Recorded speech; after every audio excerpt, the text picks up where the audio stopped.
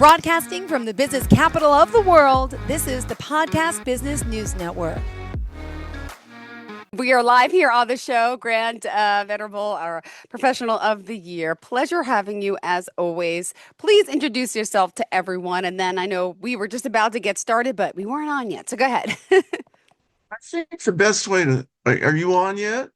Oh, yeah, we are here. We are live. I'm on. We're live. Yes. I want to start focusing on my 4-volume ebook memoir. Sure. So that it gives us more reference to go on for me to talk about here that I think is particularly important today, particularly in big events across the country over the last week. Okay. And to let our listeners and our viewers know that I'm not worried. In fact, I reached a place of contentment and of being at ease. That is, and all is well. Well, there's a lot of background to that. How can I adjust myself to live in any environment or situation, no matter how chaotic or uncertain it seems? So I thought I would start with the beginning of the preface of volume 3. And so I'm going to go look at that. I won't see you for a few minutes, but I'm just going to go look at this, my notes here, and then I'll come back on my own screen. And I'm starting with the words. As an entering college student at UCLA in 1960, I found myself happily facing a rapidly evolving ability to think simultaneously on different mental planes. I began to envision strategic pathways to a future in physics, nuclear science, molecular art, and even becoming a college professor. Without my knowing it, I was also on course for adventures and destinies in the distant future, not then on my radar screen. As an 18-year-old, I did not imagine ever becoming the provost and chief academic officer of one of the nation's oldest universities, but I quickly learned that a major in chemistry would provide a great access channel to my interests in atomic and molecular physics that would prove as valid for me as my initial major in physics. But it was also valuable for other interests, other majors, other endeavors, particularly for business management, and working later in Silicon Valley industry. But it was really, I was training myself through my electives to be able to grasp universal ideas and apply them to a number of areas. So I left UCLA in 1965, graduating with a bachelor's in chemistry. And then I went to the University of Chicago for nearly 5 years to get a PhD in physical chemistry and chemical physics. But when I got finished, I began to experience doubts about where I was headed. Now, I think that's a universal experience today. Doubts. Everyone has doubts about where they're headed, about where we're headed as a country. And I was overtaken by anxieties that there had to be more to life than earning a doctoral diploma. I simply could not see in any case. I could not possess the broader perspective of what I had achieved, as that could only come with many years of lived experience. Well, that was really the start of my career. I became frustrated, even depressed, not seeing what more was beyond. beyond the inescapable shadow of what many of us call mother culture, namely society's tribal expectations in the form of emotional programs for happiness. And happiness would go by the rules of society, the rules of the game of meeting certain tribal expectations, getting a good job. Good, good suggestion. Uh, settling down, settling down in a marriage, probably a marriage. Raising a family, probably having children and raising a family. And finally, retiring after 30 or 40 years to the good life of well-earned leisure. In that order, I began to receive daily reminders of the first expectations from well-meaning family members, friends, and my own culturally conditioned beliefs that had taken root over the years in my socially constructed ego self. Well, life began to really happen in my first job teaching high school because I wasn't able to find a job teaching college. We had a terrible recession back around 1971. And I never imagined that the resolution to my crisis of what's next would be linked to a long journey home to my authentic who am I self. Among other events, the world would commence with an unexpected 7-year collaboration. My world would not commence until this 7-year collaboration with this amazing mathematician named Terry. And Terry is the mother of Jubal, which I talked about last week. Jubal is the name of a little equation that she discovered that connects time space with physical space. I won't go into any details, but by not understanding Jubal, the society, modern society, has a difficult time surviving and making sense of things because it says we live in a universe of complements. And one complement has to do with uncertainty and let's see, uncertainty, and then another has to do with unity and what creates unity. And what creates unity is what we call diversity. Well, you've heard of a university. Uni means one, and verse, from the Latin, means turning as. So a university or a universe is that which turns as one unity. But then you have the complement of that, namely diversity, turning across from. And the across from are these complements that push our lives or pull our lives. So it's this push-pull effect that's going on all the time. Because if we lose control of the push to unify our lives and how it balances with the pull of society and external things upon our lives, without which we would not have all the resources to unify our lives. Now, Jill, let's pause for a few seconds to let that sink in. And did you follow all of that? It's sinking. Yes, it's sinking in. Okay. That's what's happening now. The push has come out of balance with the pull. And migrations and people who immigrate, which is practically all of our ancestors in this country, have lost control of that ability of the push and the pull. And upon that challenge sat my life. This mathematician named Terry Braithwaite was a high school teacher of mathematics, extraordinarily talented. She was married to a man named Walter Hutcherson back in the 1950s.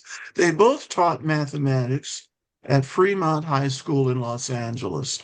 They were both excellent math teachers, but Hutch was also the swim coach at Fremont High School and at 28th Street YMCA in Los Angeles. Well, my dad sent us three children over there to learn to swim. And Mm-hmm. as soon as we could swim, Hutch put us on his swim team. We were one of the first little, I'll say, colored Afro-American swim teams in the nation that swam in prep competitions in our regions. And so that really was like the platform from which I came and developed all of my thinking processes, including my processes that led me into Silicon Valley industry by the 1980s. Okay. Now, I'd like to focus on one of the things that I'm really getting quite worked up about, very excited about, is that the uncertainties. And I think that's really plaguing everybody now. But there is one principle that we have not learned because schools don't teach it, and it's not even learned at the graduate level uh, by scientists and engineers so that they can apply it to the societal level, is a principle. I've mentioned it a couple of Mm-hmm. times, but now, having read an article about a week ago about the Air India crash of the Boeing 287 so-called Dreamliner. That was last summer, not that long ago. And there was nothing really on the black boxes that was able to quickly inform the investigators what happened. Well, what happened is what I thought happened. But when I heard this broadcast online about it, I'm sure I knew what happened. Yeah. And it said that what they did find out factually was that the control systems, the very high-tech control systems, which was the very thing designed to prevent the plane going out of control, they found that the control systems thought that the plane was still on the ground. It was not in the air. So being on the ground, it remembered it didn't really need any fuel, so it shut down the engines because it thought it was on the ground. Mm-hmm. And that sounds strange. And that meant because the plane was not on the ground, it was several hundred feet up in the air already. And when the engines were turned off, the plane plunged to the earth, where its super Silicon Valley miraculous control systems thought it was on the ground. So that really still doesn't give you the answer. The answer doesn't come until you have this understanding of Jubal and the push-pull in life. And it also goes back to events long ago, namely more than 200 years ago, 300 years ago, something called the Industrial Revolution occurred. Yeah. That began with really the discovery of the steam engine. And then we got more and more advanced inventions. And the steam engine ran off of coal and wood. And it really illustrated the needs of all technology. You have a very complex technological system, whether it was a steam engine or a Boeing 787, the same problem is required to be solved. Well, in the 1840s and 50s, they got steam engines running on rails to get a train going up to 25 miles per hour. That was astonishing. You no longer were limited to like 8 miles an hour on a horse or a horse carriage. And the steam engine could get you going at a reckless speed of 25 miles an hour. It scared the horses. It scared people. That was much too fast for our brains to adjust to. But it did introduce to people that understood the basics of system science in America and in Europe, that in order to control a new technology that is operating much, much faster than what you're used to, you had to build control systems to handle the increased speed. That meant more sophisticated signaling systems. Yeah. It meant more resources that had to be devoted to the construction and design of the technology that you're trying to control. I didn't really hear that idea until an unplanned visit out and visiting economics friends in Virginia back in the 1980s. So this would have been like over 30 years ago, Yeah. maybe 40 years ago. And I decided, since I was on the campus of George Mason University in the Virginia state system, I should stick my nose in a few classrooms and hear what some of the professors were saying. Yeah. And I listened. I was in this classroom, a big lecture hall with 150 seats in it. And this professor, who was one of the top people in systems engineering, was teaching some amazing things. And I looked around the room at all these beautiful youngsters, but they really didn't appreciate what they were getting from this older professor. I'm trying to remember his name, but it doesn't come to me right now. But I did have lunch with him after the lecture. And what I'm saying now about a control system is what he talked about on my visit to that lecture hall. What the Boeing aircraft did not have was an adequate control system to handle the speed of the aircraft and the safety of the aircraft. So that comes up. I've got to go look at a little page here that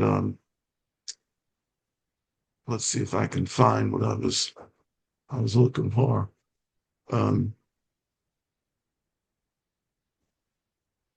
Be just a moment here. I decided to look up something that I hadn't done before. And I went on the search engine. I don't know if it was Google, but it was some good search engine. And the search engine, I gave it a question. I think I'm on it now. All right, go And for that it. question was, what does Boltzmann's law, I this don't is know what that one is. Stefan Boltzmann's law, what does it tell us about the outcome of adding advanced design specifications such as speed, range, fuel consumption, safety controls to passenger jet aircraft? And I wanted to see what the artificial intelligence on my computer would tell me. And I got a really fairly decent answer. Yeah. And it started by telling me to analyze how Boltzmann's law informs the consequences of adding advanced features such as speed, range, and safety controls to passenger jet aircraft. We must first clarify which Boltzmann's law is relevant Well, there's really only one. There's the man that invented it, and that was Ludwig Boltzmann, but it was later modified by James Clerk Maxwell for thermodynamics. But Boltzmann's original, Stephen Boltzmann's law, was based upon statistical mechanics, and it was based upon the states in which a technical system or any other system, it could be a biological system or an organizational system, but it's states of existence. So it goes down to explain that it's a simple equation, and it's the probability of the states of a system is equal to the Boltzmann constant times the logarithm of the number of existent states of the system. Now that sounds, that sounds pretty technical, but let me break it down for you. Okay. It goes into, okay, the implications for an aircraft. And it had to do some pretty abstract thinking. And I wasn't sure if it was going to give me that, but that's what the artificial intelligence, this large, what they call it, large memory. It says we can abstract the meanings of the Boltzmann terms to these specifications for an aircraft. Like we could abstract it to cost, complexity, risk of implementing a certain feature of the system has, and the exponential factor here indicates that high cost, high complexity states are exponentially less probable or more difficult to achieve without forcing additional resources or compromising other constraints. Well, that goes right back to the steam engine. What did they have to do to keep those steam babies under control? They had to design a way for the firemen to get shovel coal or take wood out of the coal car and shove it into the burner of the steam engine, and so it could heat the water and make steam. The same principle holds with an advanced jet aircraft carrying 200, 300 passengers Yeah. and the implications. Mm-hmm. So increasing top speed generally means it requires stronger engines, more fuel, lighter materials, and sophisticated aerodynamics, the way the wings are designed, the body's designed. And then each increment in speed corresponds to an exponential energy demand in terms of design effort, structural stress, and fuel consumption. Now, this is what everybody in Silicon Valley should be focused on, and the aircraft industry and the rocket industry. But I've had to conclude that not everyone who are the engineers and the scientists were trained to think in that more abstract way, how to think about society's needs and how the physical technology was going to meet those needs. Got it. Wow. Now, Well, also, I want I to open saw up the that. phone lines in case somebody wants to comment on the 631-307-4010, 631-307-4010. Okay. Give us a call if you're listening. Great, Yeah. great stuff. Well, I've realized where we are this week in American society, there's been a lot of changes taking place, indicating bigger changes taking place behind the scenes. I'm Yeah. talking about social, political, economic changes. And it relates directly to talking about this Boeing aircraft or any other aircraft. In that, what all of my work in uh, the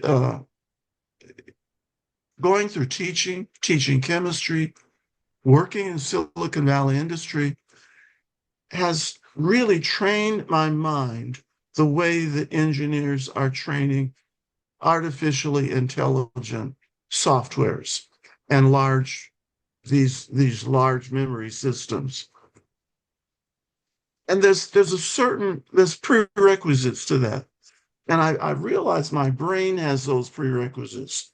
So even out of UCLA, I was applying the principles of chemistry to social problems.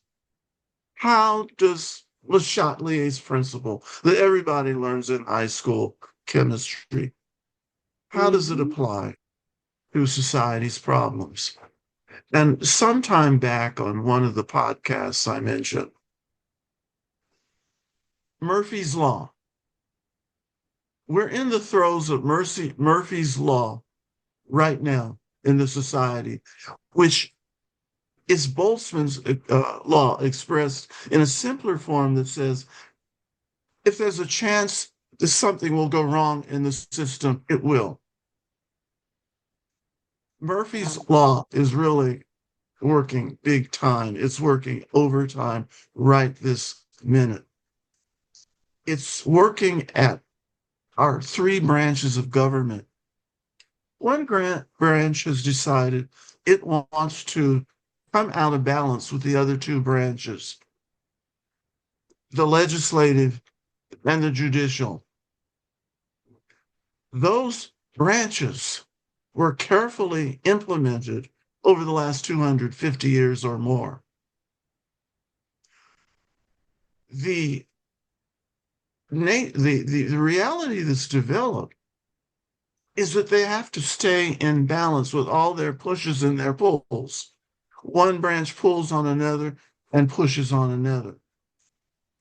And so it means there has to be exacting leadership so that the thing doesn't fly apart and get out of balance.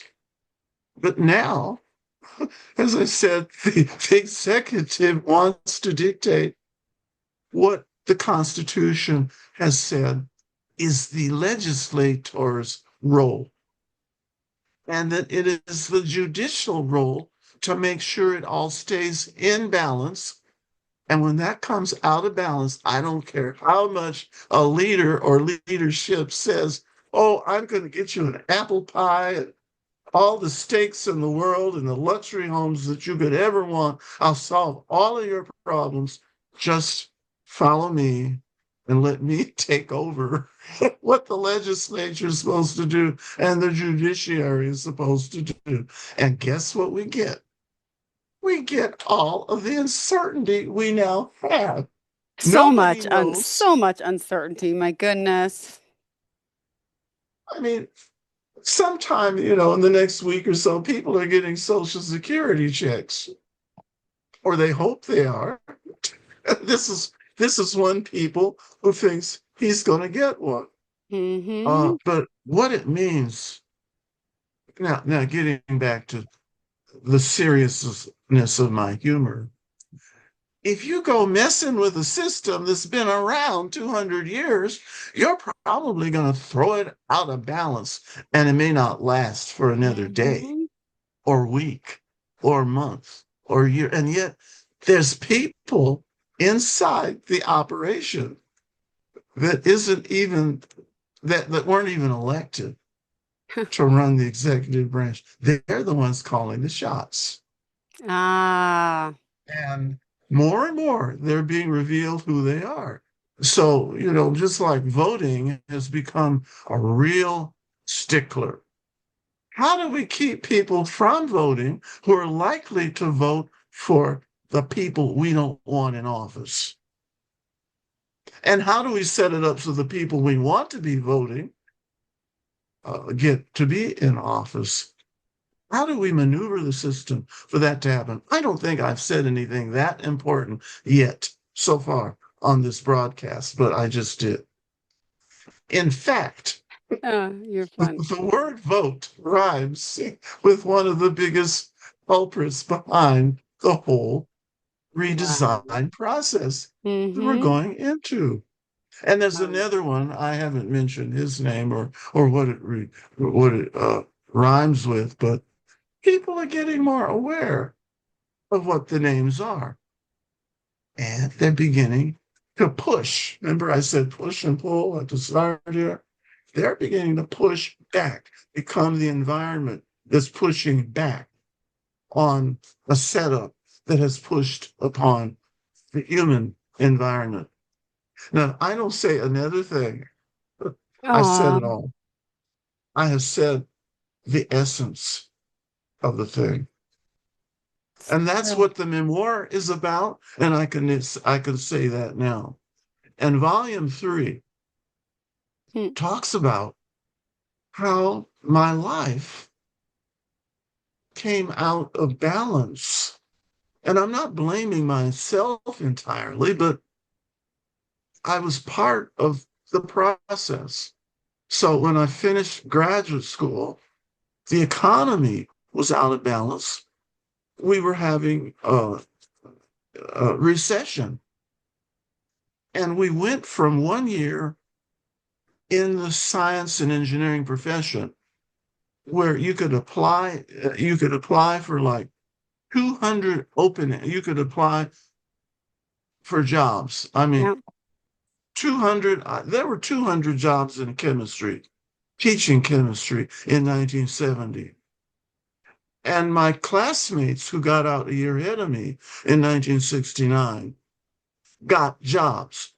They applied with letters and they got 5 offers, 6 offers. These were great, smart youngsters who got these. But by the time I finished in with my postdoc, I applied for 200 positions and got no offers at all. Mm-hmm. I said, well, what Oh, is that about? It's about a right. recession. We were Hmm. in the middle of a recession. And that recession, uh, I mean, it improved a little, but we've never come back to the golden days of milk and honey that we had in the 1960s and before that. So I had to learn how to survive. I had to use my creative mind to figure out, okay, so I got a high school job, but I only got that because I was teaching part-time at Cal State University, Los Angeles. The chair of the Department of Chemistry was someone I had known for years. He had come there from Howard University and became the new chair of chemistry.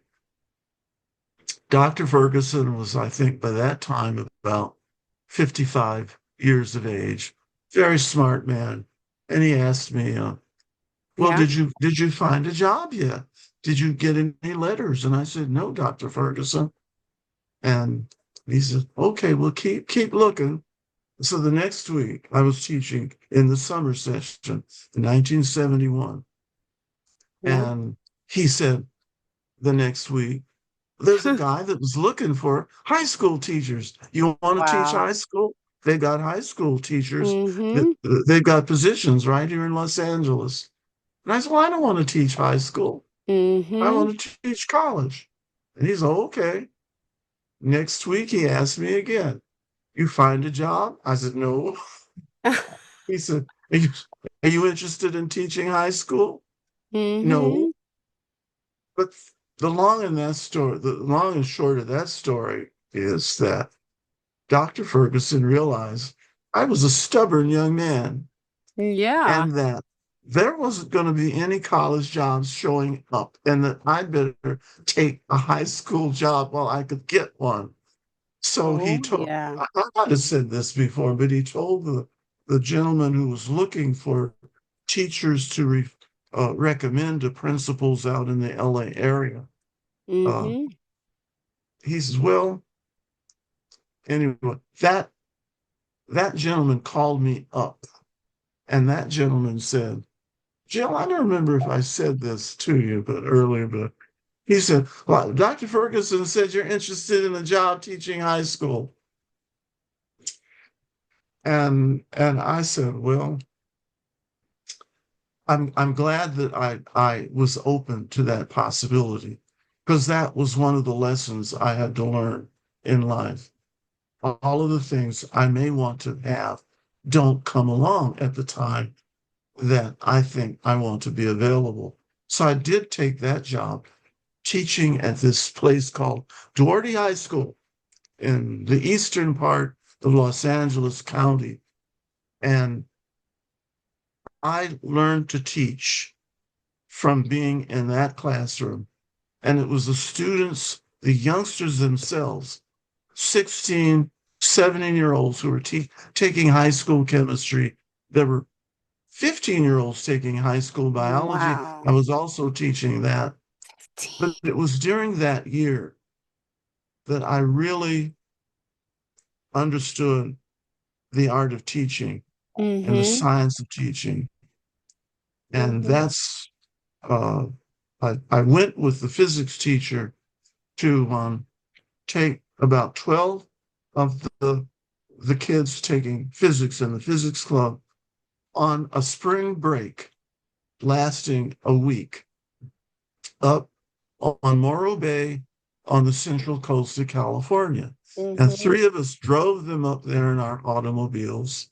Yep. And the first day I was there, I told my fellow teachers who were the other chaperones that I'm going to drive in to this California Polytechnic Mm. State University campus, which is Wow. 12 miles up the highway. And I did. And that's where I met the chairman of chemistry. And he said, well, we don't have any openings right now, but tell you what I'm going to recommend.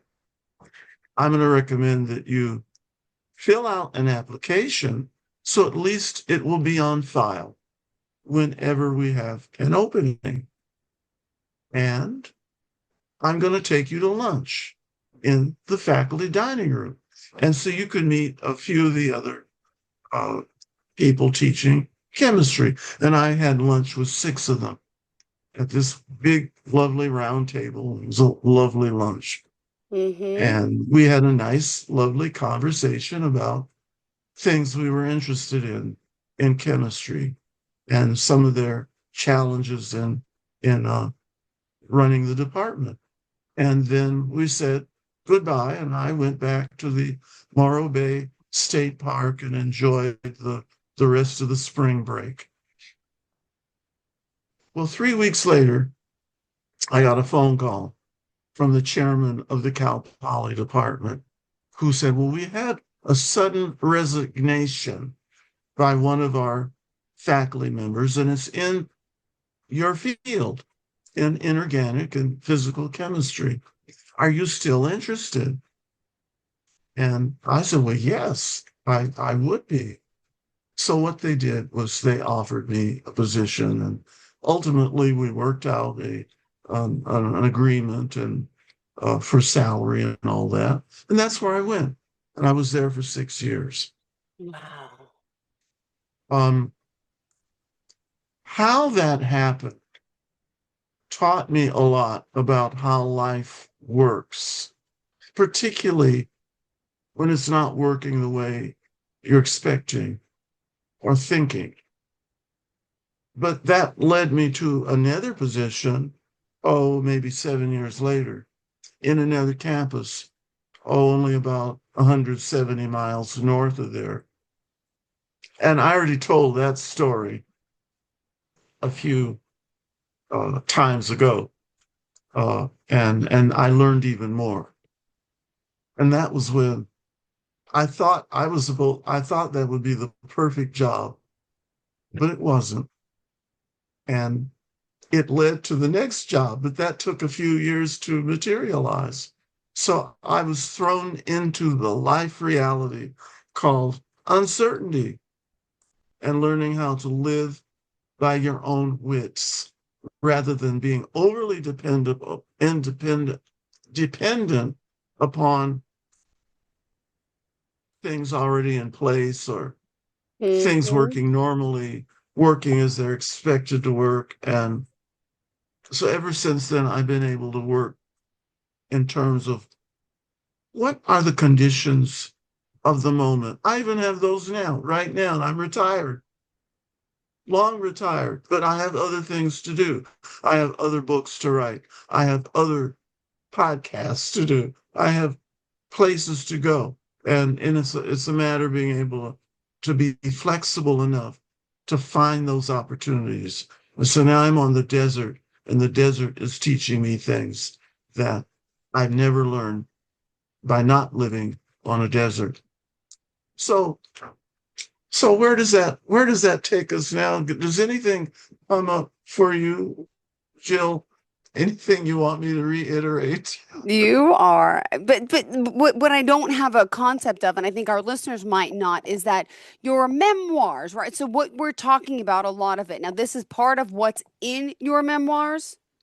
The memoir covers the whole piece Got it. So we're getting of snippets all of and my mm-hmm. years before 5 years ago. And the memoir answers questions that are already arising in people's minds that say, well, he must be special or something, and I'm not. Yeah. I've learned special ways to pursue goals, and that's Mm-hmm. made the big difference. I was challenged by faculty when I was a provost. Provost is another name Yeah. for vice president for academic affairs. Thank you for And the clarifying that. Mm-hmm. provost is like the principal of the high school, Yeah. except it's at the college level.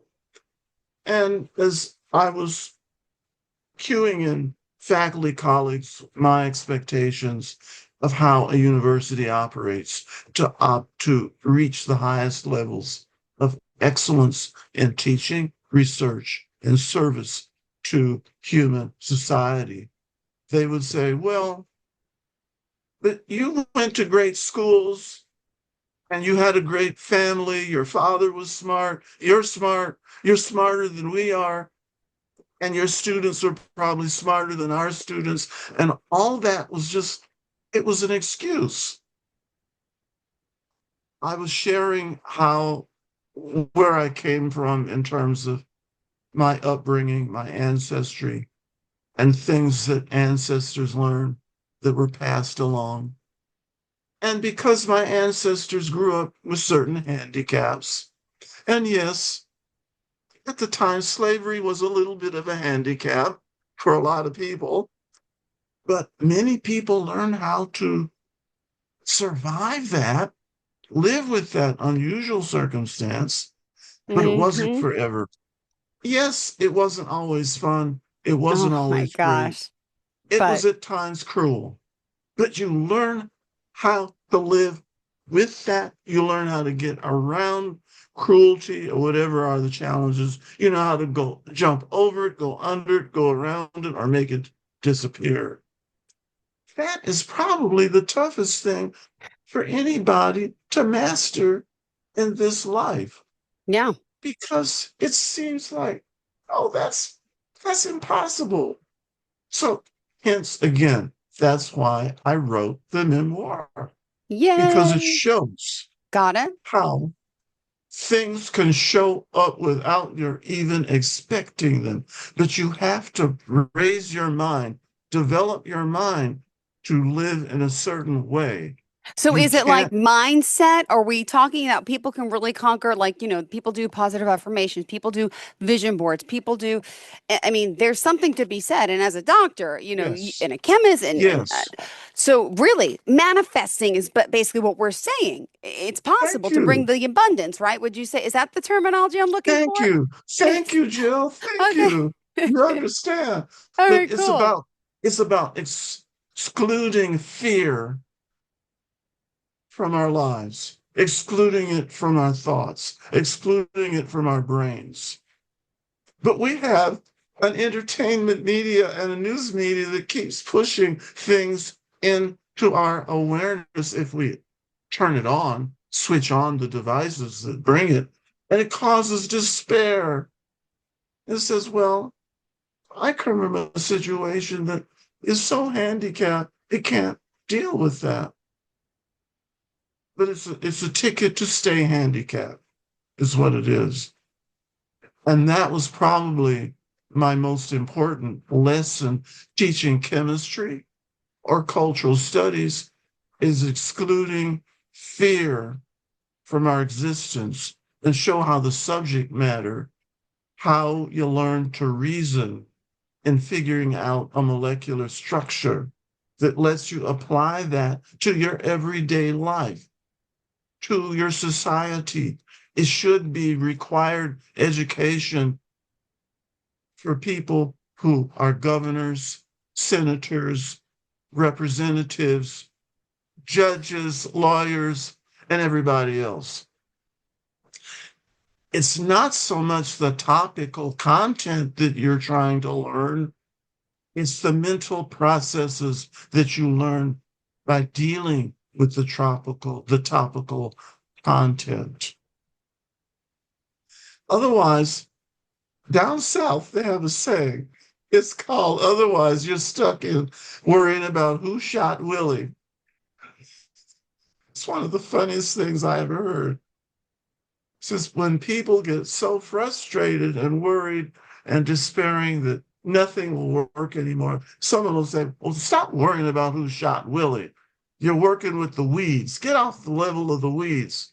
Get at the level of the mountaintops where the inspiration and the processes live, at the mountaintops. And in the deserts where I am now, which we have very interesting mountaintops here now, we've kind of gotten in some really uncharted territory. And that's what the memoir is about. It recharts our territory of life. Well, I feel yeah, I feel like we can all have the abundance and things that we want. And let me just ask, where can we find this memoir? When are you actually releasing it and Oh, okay. where? Well, go Yeah. if you, I'm sure you get to an internet, go online to, you can go to Amazon, you can go to Barnes and Nobles, you can go to Apple websites and look up Grant Venerable, author of Footprints in the Chaotic Unknown. That's where we live today, in a very chaotic unknown. And it scares people to death, or it seems to. And so they go looking for a savior. Go to your church for that. But out in society and in your own life, you have to go into your creative intelligence where you get above fear and into a clear picture of your goals. Yeah. I mean, I've been going to church. I still go to church.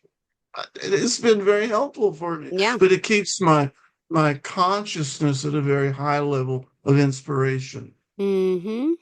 And the introduction in volume 1 tells me more about it, which we talked about last time about brainwaves. It's about controlling the frequency of your brain vibration. If you stay all the time at our beta vibration, and look that up online, look up the Okay. meaning of beta waves, alpha waves, theta waves, and delta waves.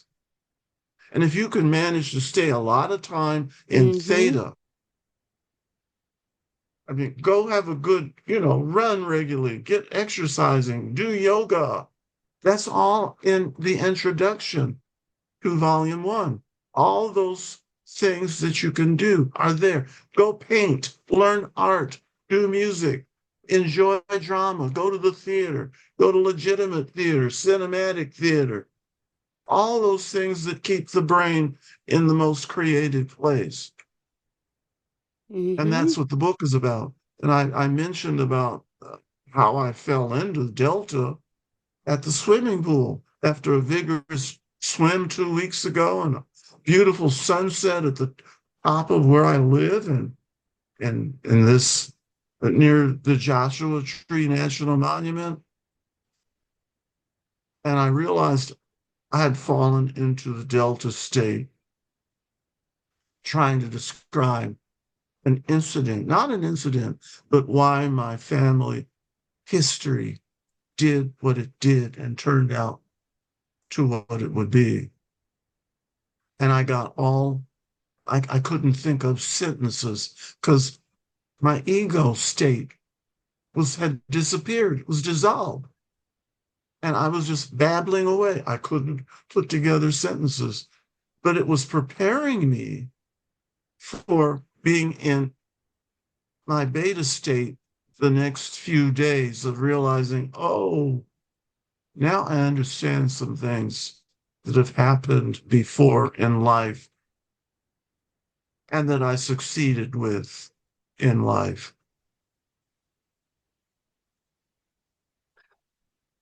And there's something to be said for as we get older, all our experience, our age, our wiseness. And, I've heard this from my elders many years ago, and now I'm moving up the ranks. You're moving up the ranks. And it's just like, I wish I knew now what I knew then. Such a cliche, but isn't it Yes, true? It's just like yes. time really makes us wiser, bolder.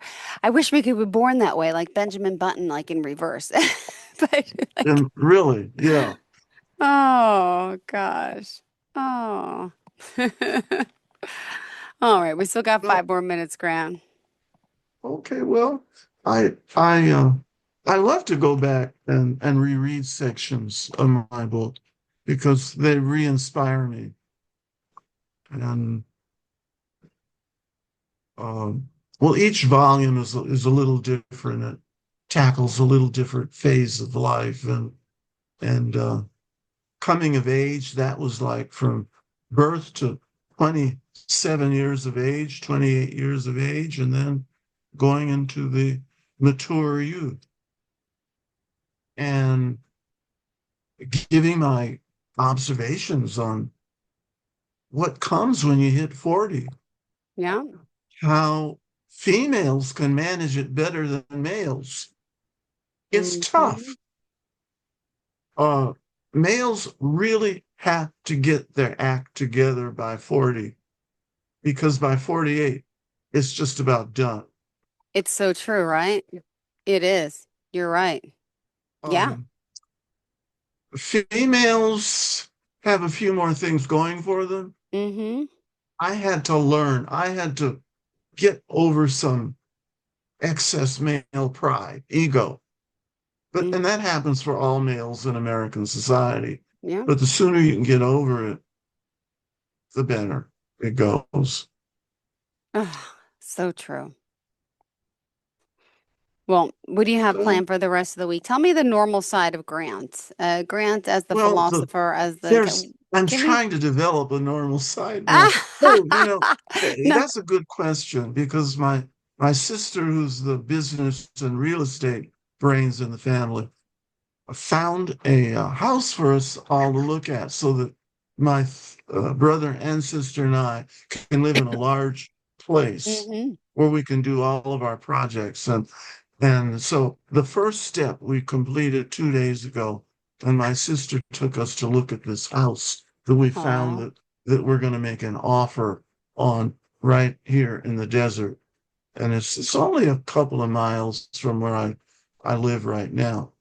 But that's just step one Yeah. to get our bearings here. And then Mm-hmm. we already own some land, but the next stage is to build Mm. on this land a large place where we can really spread out with our projects and also host retreats there for students and Amazing. faculty at Caltech, which is where our dad Yeah. went to college. And so they're Aw. very interested, but they're really good at thinking very broadly for really training their students well. So they want to join us in our projects. Lloyd is interested, my brother, in developing how to grow produce and sell it in a farmer's market and grow healthy and train people in healthy, holistic cooking and eating and my sister has interest in the family Mm-hmm.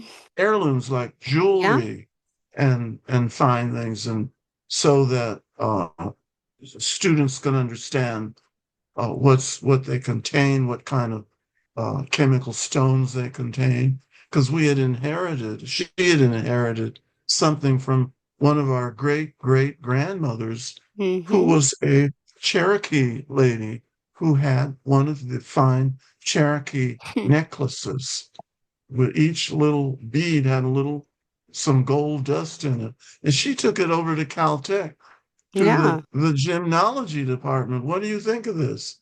And they said, we think we have not seen anything like that in 70 or 80 or 90 years, because there's that kind of jewelry is so rare now. Yeah. So they analyzed it to see what was in it, and they're further interested in how they can augment their geology program by looking at costume jewelry. It can be very valuable. Yeah, absolutely. Well, And Grant, it's always a pleasure speaking with you. How can we sum up today's show? golly, today was to really get down and honest with the real issues, what my training was about, where it led me, how my mind enabled me to apply it Yeah. to society, to family life, Mm-hmm. and how to move forward. It must be working, because I've lived so long already, and planning to stay around for a while longer. But I think that's one of the keys, and I think that's one of the things people should look at as a criterion. The better you learn education to take care of all of you and your community, the longer you live healthy. Not everyone gets to live a long life. Sometimes we're born with organic problems, and we learn how to deal with those. Mm-hmm. And I've had friends who've had children that have had things like cystic fibrosis, and Yeah. they weren't expected to live that long, but No. they're in their 50s and living well. So that's what learning and education do for us.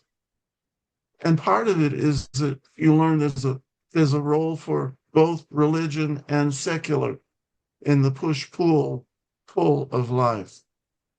And you just find the balance. You find the right balance. So uh, I guess I'm always doing something different. So that's the constant in my life. And yeah, just even yesterday, I had some great conversations that fed right into this podcast today. Mm-hmm. So anyway, get the book. It's online. It's on an ebook form. So I haven't got it yet so that you can buy it in a hard copy, but I'm working on that next. And you can always put it on a mode in your computer where it can give you a narrator Okay. who will actually narrate the whole book. Mm. Mm. And that's really what it really gets fun at that time. So you can take it on a vacation or put it in the car and listen to it while you're traveling. Hmm. Well, how can we contact you to find out more? Well, now I have a different email address. I'll give you that. It's called venmatrix@outlook.com. Okay. VENMATRIX. Venmatrix at Outlook. OUTLOOK.com. And also, yeah, and then the website is Grant Venerable PhD, all lowercase, um, .com. And that gives you more of a big picture look at what I've done, my existence. There's also some interviews, videotaped interviews on there. One is with history makers. And, so I'm robust on America. Love it. Well, It will thank you. it will work out. It sure will. Well, thank you again for So, being here, Grant. Oh, go ahead. well, thank you, Finish up. Jill. Always a pleasure Th- seeing you. And thank you Okay. for inspiring us. Let's make the best of our lives. Let's start Mhm. manifesting more. I want to talk more about that next week. All right. Thank you so much, Grant. Enjoy the rest of your day. Thank you for being a professional of the year, as always. We love you. Everyone does, Okay. Grant. Bye. Love you, Jill. Love you too, Okay. honey. Bye-bye.